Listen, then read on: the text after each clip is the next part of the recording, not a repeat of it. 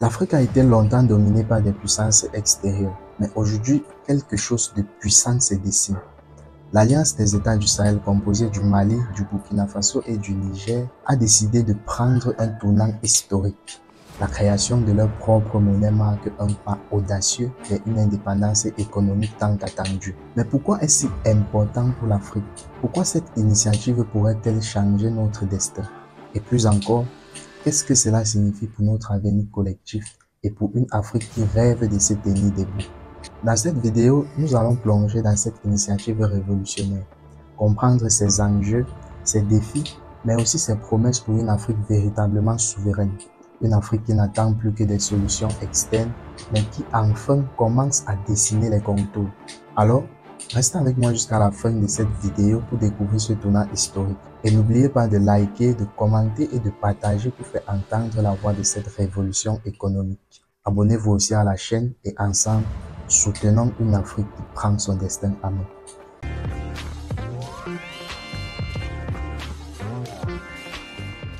Après des siècles de domination économique par des puissances extérieures, l'Afrique est en train d'écrire son avenir économique.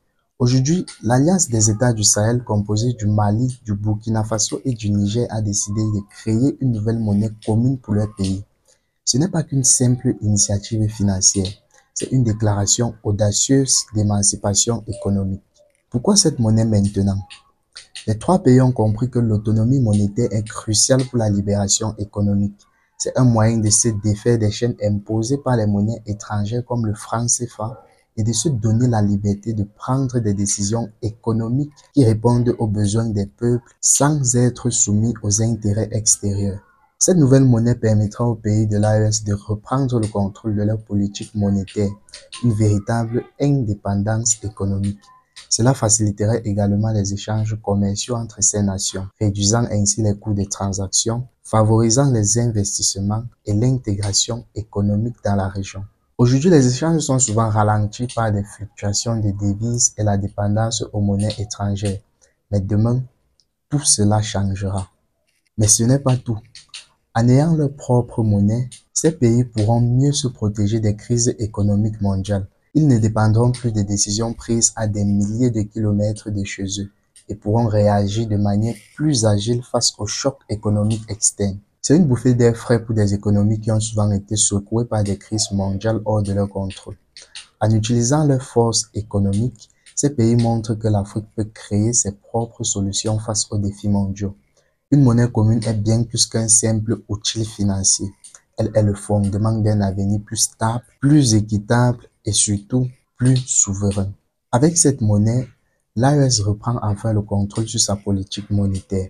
Fini la dépendance aux fluctuations du franc CFA. Ces pays auront désormais les moyens de gérer eux-mêmes des éléments cruciaux comme l'inflation, les taux d'intérêt et les réserves d'échange. Cela leur donne la capacité de mettre en place des politiques économiques qui servent directement les intérêts nationaux et régionaux sans être dictées de l'extérieur.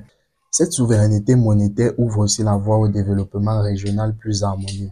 En créant une monnaie commune, les pays de l'AES pourront faciliter les échanges commerciaux entre eux. Les obstacles actuels comme les frais de conversion monétaire et l'instabilité due aux monnaies étrangères seront levés, ce qui stimulera le commerce intra-régional et permettra aux entreprises locales de se développer plus rapidement. Mais ce n'est pas tout.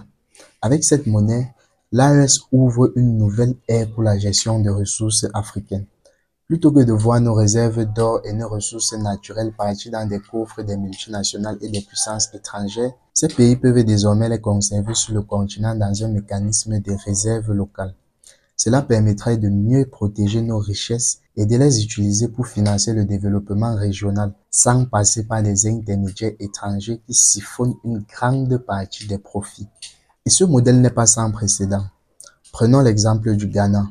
Ce pays, dès son indépendance, a pris le contrôle de sa monnaie et a utilisé cette liberté pour développer son industrie, promouvoir l'agriculture et favoriser la croissance de son économie.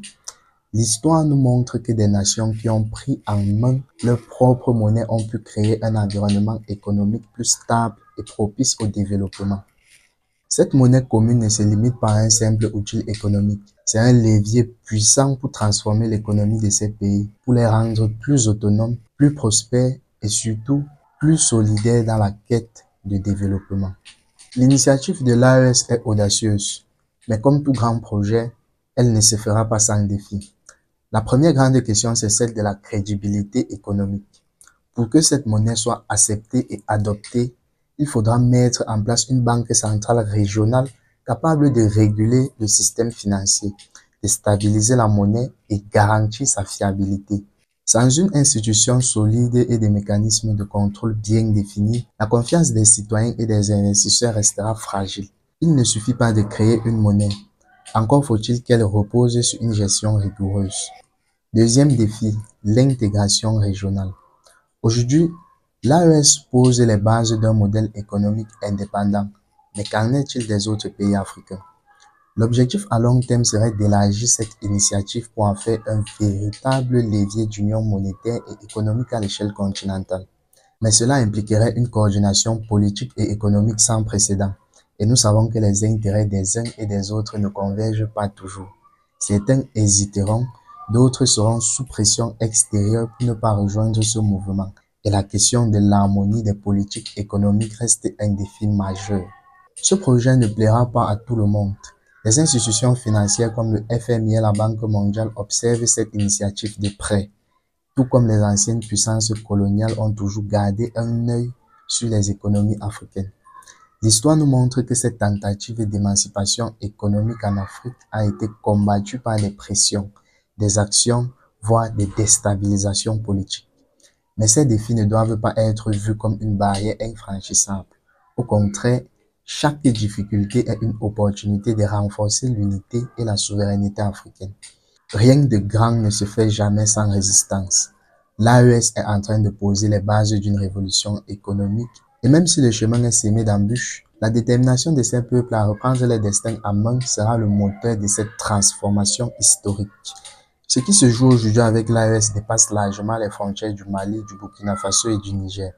Cette monnaie n'est pas seulement un outil économique, c'est un symbole, un message puissant envoyé à toute l'Afrique. L'indépendance économique n'est pas un rêve, elle est une réalité qui est en marche. Ce projet s'inscrit directement dans la vision des grands leaders panafricains, à commencer par Kwame Nkrumah. Dès les premières heures de l'indépendance africaine, il avait compris que la véritable liberté passerait par une action économique et politique du continent. Il rêvait d'une Afrique unie avec sa propre monnaie, sa propre banque centrale et une véritable puissance collective capable de rivaliser avec des blocs occidentaux et asiatiques. L'initiative de l'AES est une prière de plus dans cette construction qui un jour pourrait aboutir à une monnaie africaine unique. Ce que nous voyons aujourd'hui, c'est une rupture avec le passé. L'Afrique ne veut plus être une zone d'influence monétaire étrangère. Cette monnaie commune de l'AES pourrait inspirer d'autres nations à suivre le même chemin, à se libérer des systèmes imposés et bâtir une économie africaine pour les Africains. C'est un premier pas, mais un pas décisif vers une intégration économique à l'échelle continentale où les échanges ne seraient plus dictés par des devises étrangères, mais par une monnaie souveraine et un marché africain unifié. Nous ne parlons pas seulement de l'AES, nous parlons de l'avenir de toute l'Afrique. Ce qui commence aujourd'hui avec ces trois pays pourrait bien être l'étincelle qui allume la flamme d'une véritable union monétaire africaine. L'histoire est en train de s'écrire et cette fois, c'est l'Afrique qui tient la plume.